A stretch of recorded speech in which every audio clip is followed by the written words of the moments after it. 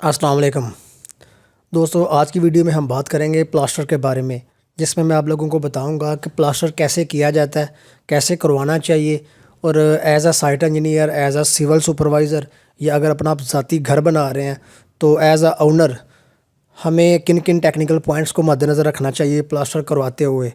तो इस पे दोस्तों मैं स्टेप बाय स्टेप आपको हर चीज़ से आगाह करूँगा। ठीक है, आप बस वीडियो को लास्ट तक देखते रहिए और उम्मीद करता हूँ वीडियो से आप कुछ ना कुछ सीख के जाएंगे दोस्तों।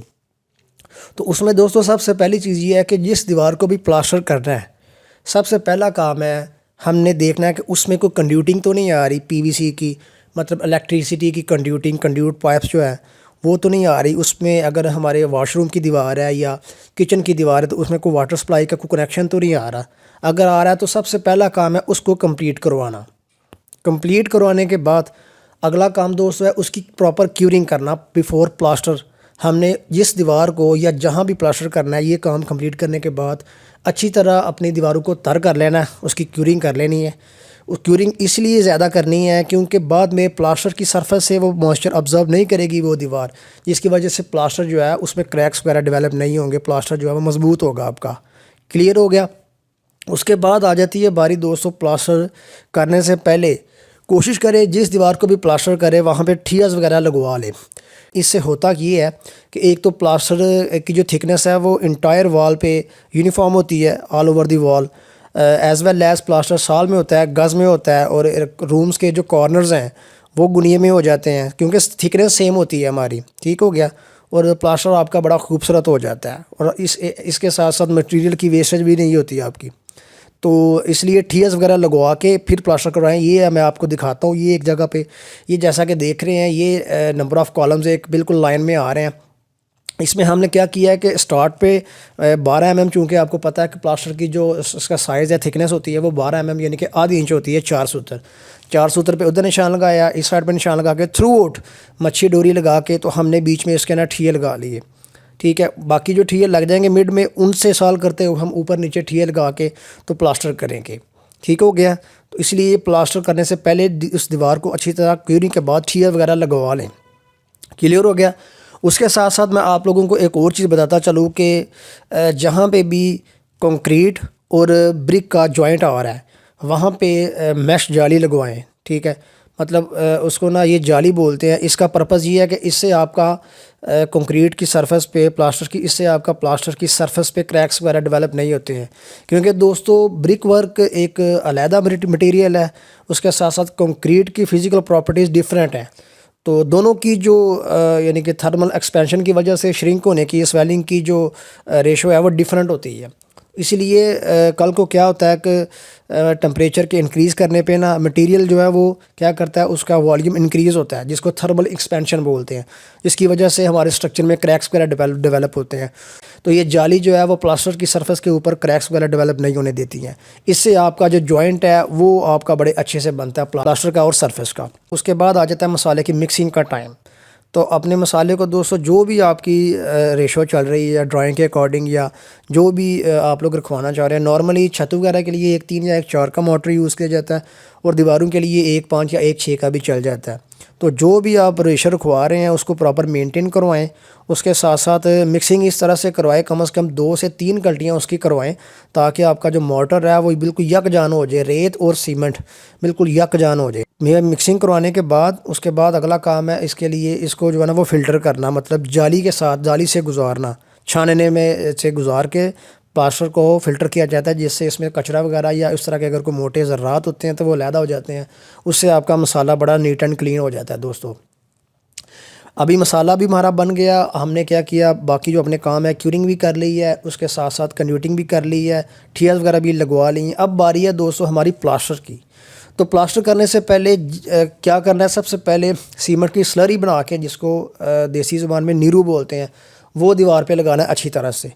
किया जाता है दोस्तों कि प्लास्टर के ऊपर जो है ना वो ऐसे छाप लगाई जाती है। ये आप जैसा कि आप वीडियो में देख रहे हैं छाप लगाने से ये है कि ये वैसे प्रेशर के साथ ना प्लास्टर जो है वो चिमट जाता है हमारी सरफेस के साथ। उसके बाद कांडी के साथ उसको बिल्कुल प्रेस करके जो है ना वो इवन उसकी सरफेस की जाती है। बाकी जो काम है फिर वो गज़ के साथ उसको बिल्कुल जो है ना वो लेवल में किया जाता है, हमार किया जाता है, उसकी सरफेस बिल्कुल इवन करके चपटी के साथ मिलाई जाती है और एंड पे वो गरमाला वगैरह मार के ना तो इसकी फिनिशिंग दे दी जाती है। तो अभी यहाँ तक दोस्तों प्लास्टर क्लियर हो गया। अब बारी आती है प्लास्टर को चेक करने की।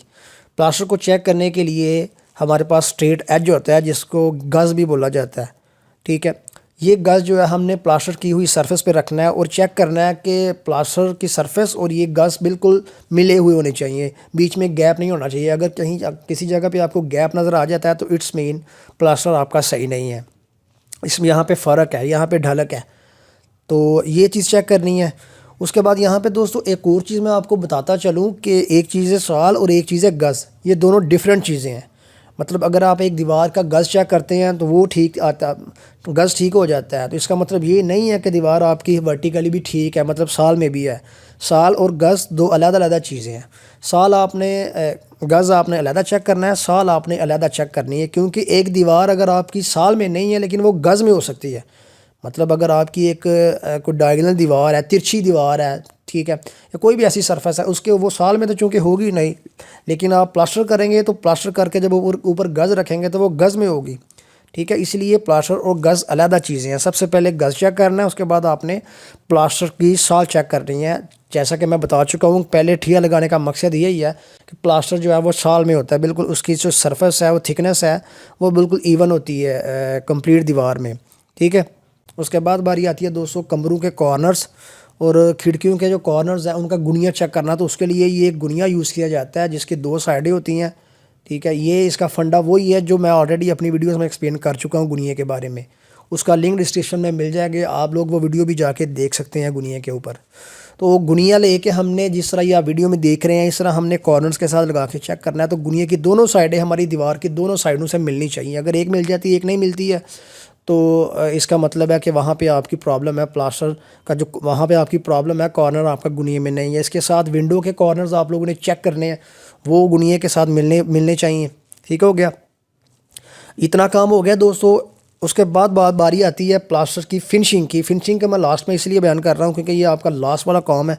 फिनिशिंग के लिए कोशिश करें कि आपका वुडन ट्रॉवल यानी कि लकड़ी का गरमाला और प्लास्टिक का गरमाला यूज़ करवाएं। प्लास्टर की फिनिशिंग आप लोगों ने बिल्कुल इसके साथ फोम के साथ जिस तरह के आप लोग ये वीडियो में देख रहे हैं हॉरिजेंटली ऐसे जो है वो फोम लगा के तो इसको फिनिशिंग देनी है। इससे आपकी क्वालिटी भी बड़ी अच्छी आएगी, प्लास्टर में चमक पैदा होगी। और इसके साथ साथ जहाँ पे वॉशरूम्स आ रहे हैं, मतलब जहाँ पे आपकी टाइल वगैरह लगनी है, वहाँ पे प्लास्टर को रफ़ कर लिया जाता है ताकि टाइल की ना अच्छी सी ग्रिप हो सके प्लास्टर के लेयर के साथ।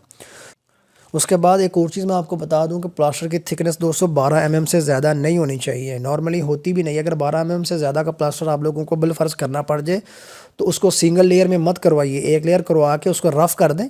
जिस तरह टाइल वगैरह के लिए हम वाशरूम की दीवारों को रफ़ करते हैं उस तरह रफ़ करके 24 घंटे के बाद नेक्स्ट लेयर फिर जो है ना वो उस तरह रफ़ करके अगली लेयर के लिए 24 घंटे वेट करें, फिर 24 घंटे के बाद उसके ऊपर नेक्स्ट लेयर अप्लाई करके अपनी जो है ना वो जो आपकी जो रिक्वायर्ड थिकनेस है वो अचीव करें। तो ये था दोस्तों हमारा आज का टॉपिक, हमारी आज की वीडियो। उम्मीद करते हैं वीडियो अच्छी लगी होगी। तो मुझे दीजिए इजाज़त, होती है मुलाकात फिर जल्दी किसी और इन्फॉर्मेटिव वीडियो के साथ। तब तक के लिए अल्लाह हाफिज़।